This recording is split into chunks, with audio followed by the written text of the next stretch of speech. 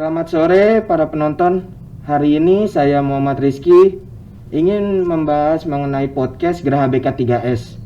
Kali ini saya bersama narasumber dari salah satu organisasi Geraha BK3S. Tanpa berlama-lama lagi, langsung saja pada narasumber. Waktu dan tempat dipersilakan untuk memperkenalkan dirinya. Terima kasih Mas Rizky. Assalamualaikum warahmatullahi wabarakatuh. Waalaikumsalam warahmatullahi Sangat senang wabarakatuh. sekali saya berada di sini. Sungguh luar biasa, anak-anak muda berkreasi. Saya biasa dipanggil Ibu Tina Anggono. Saya di kepengurusan BK3S Mas Rizky. Jadi memang berkecimpung di kegiatan sosial sudah sejak lama. Sebelum di BK3S saya sebagai pekerja sosial masyarakat masuk dalam SDM relawan. Kalau di dalam Undang-Undang Nomor 11 Tahun 2009 tentang kesejahteraan sosial, jadi PSM itu masuk di SDM relawan, gitu kan. Jadi memang sehari-hari saya dimulai dari, mungkin kalau Mas Diki biar untuk sebagai motivasi, saya itu selain mengajar di beberapa perguruan tinggi, kemudian diklat di Pemda dan di Kemensos, saya mulai jadi ketua PSM itu sejak dari kelurahan.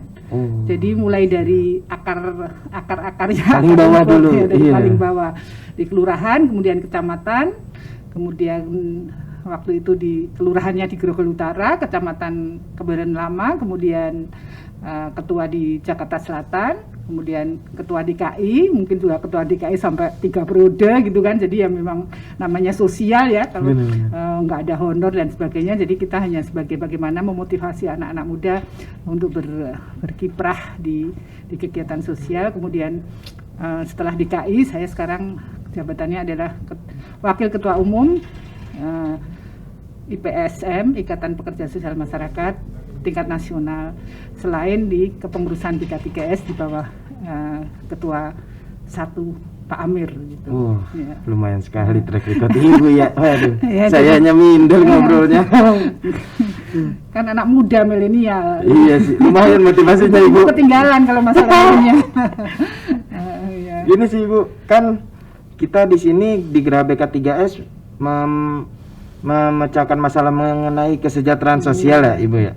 Jadi sih saya mungkin ingin menanyakan sih mengenai, Ibu kan wakil ketua umum di sini. Di wakil ketua umumnya di IPSM. Oh, di PSM. Di Pekerja Sosial Masyarakat. Di sini salah satu ketua bidang di bawah ketua satu. Ya, Ibu sebagai wakil ketua bidang melihat kesejahteraan sosial saat ini ya, di saat pandemi kan mungkin sangat menyedihkan sih bisa saya bilang ya, dengan angka kemiskinan yang makin tinggi, dengan banyaknya orang-orang di PHK, dengan ya pokoknya semuanya inilah dirugikan dengan adanya pandemi ini. Tanggapan Ibu nih menyikapi itu dari sudut pandang Ibu sebagai wakil ketua satu di sini bagaimana sih Ibu?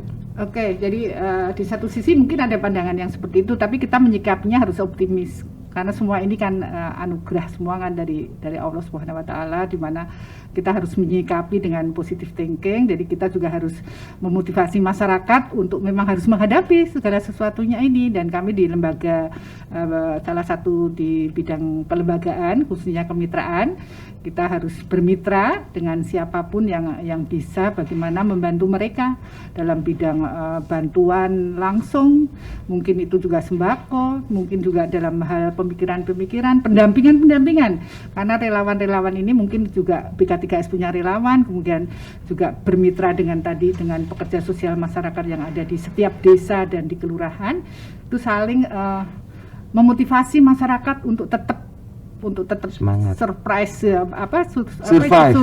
ya. Jadi tetap survive, karena mereka itu punya tanggung jawab untuk bagaimana menginisiasi mereka, kemudian bagaimana membantu dalam program-program yang turun dari pemerintah. Kemudian mereka tahu di mana yang sudah dapat bantuan atau yang belum. Jadi kami selalu bekerja sama dengan mereka dalam hal kemitraan dengan lembaga-lembaga. Oke. Terakhir nih Bu, mengenai program kerja Ibu nih di Gera BK3S itu program kerjanya apa sih Bu terakhir ini? Saya bekerja sama baru hari Minggu kemarin ada kegiatan untuk memotivasi lembaga-lembaga sosial atau yang dulu namanya Orsos, organisasi sosial, sekarang kan lembaga kesejahteraan sosial itu adalah LKS dan mereka yang menjadi pekerja-pekerja sosial masyarakat untuk belajar menulis menjadi buku, sebuah buku. Jadi pengalaman-pengalaman di lapangan. Jadi mungkin bisa suatu saat ikut program kami kerjasama dengan 3 serangkai untuk menulis buku.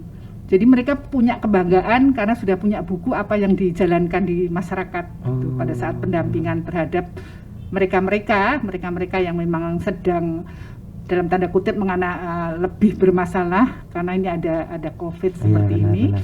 Jadi terakhir baru kelas membuka kelas kemarin adalah kelas menulis gratis. Itu kerjasama dengan lembaga 3 serangkai. Wah, lumayan. Jadi ada sebuah buku, mereka bangga pada saat pendampingan punya buku gitu.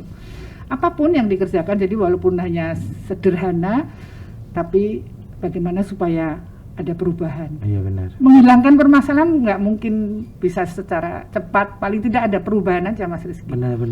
Setidaknya lebih produktif di saat pandemi ini. Gitu, Iya. Karena ada senyuman gitu loh, karena mereka kan dalam tanda kutip merasakan seperti apa yang usahanya juga kurang, benar. Kemudian terdampak kan seperti ini jadi bagaimana kita bermitra dengan lembaga-lembaga yang bisa meringankan mereka walaupun dengan senyum. Iya, tidak berkurang masalahnya. Ya, jadi kita menghibur ya. Benar. Kemudian kemarin program yang belajar menulis itu ini dari pihak pendamping gitu, dari pihak pendamping mereka juga bagaimana mereka punya prestasi gitu loh. Prestasi membuat buku yang selama ini kan menulis harus ini mungkin dialamin semua orang, menulis itu sulit gitu. Yes. Tapi ternyata kalau sudah dimulai mereka dalam pendampingan itu mempunyai motivasi lebih tinggi lagi. Jadi kita ambil hikmahnya, ternyata motivasinya meningkat mereka dalam hal pendampingan terhadap mereka yang membutuhkan tadi. Benar. Jadi berkarya lah di saat seperti ini. Itu program yang terakhir mungkin karena juga Pak Amir banyak juga, kepala bidang saya banyak program yang mungkin ini dalam waktu dekat juga sedang akan dilaksanakan. Nah, mengenai program yang terdekat dilaksanakan nih, boleh bocorin satu aja nggak Bu? Kalau saya di bidang kelembagaan kemitraan, otomatis saya juga nanti mengadakan mungkin yang jelas adalah bagaimana pembuatan buku-buku data. Ya itu sesama teman kepala bidang ini nanti ada yang pendataan, kemudian saya yang khusus bagaimana kemitraannya untuk meningkatkannya itu tadi bagaimana supaya bermitra dengan lembaga-lembaga lain sehingga mungkin nanti ada semacam diklat untuk pengurus LKS gitu kan, ada pengurus LKS, kemudian yang bagaimana untuk meningkatkan kinerja gitu. Oke. Semoga lancar Ibu program yang akan mau dilaksanakan.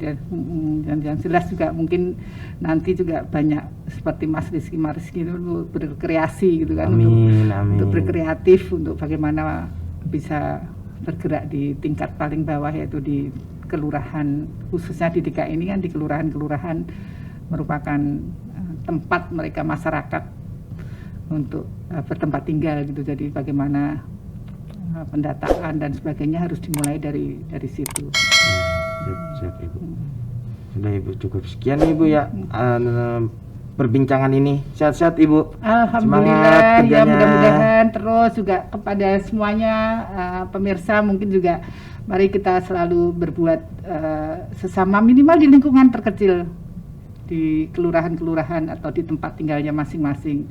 Itu sudah lebih dari cukup ikut berpartisipasi dalam penanganan khususnya pada saat COVID seperti ini selalu dibutuhkan oleh masyarakat. Iya. Terima kasih Mas Rizky dan yang lain-lainnya yang ada di sini. Terima kasih para penonton yang telah menonton. Sampai jumpa di lain waktu. Saya Muhammad Rizky bersama narasumber saya Ibu Tina. Sampai jumpa. Terima kasih. Wassalamualaikum warahmatullahi wabarakatuh. Waalaikumsalam warahmatullahi wabarakatuh.